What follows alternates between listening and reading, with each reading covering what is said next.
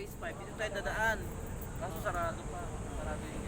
May ano dyan, mas malapit. Dito sa gilid nitong may private na.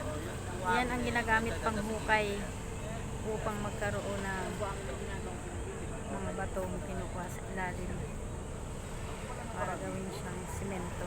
Ito yung hydrophosphate. Yan o. Gawaan ng mga simento.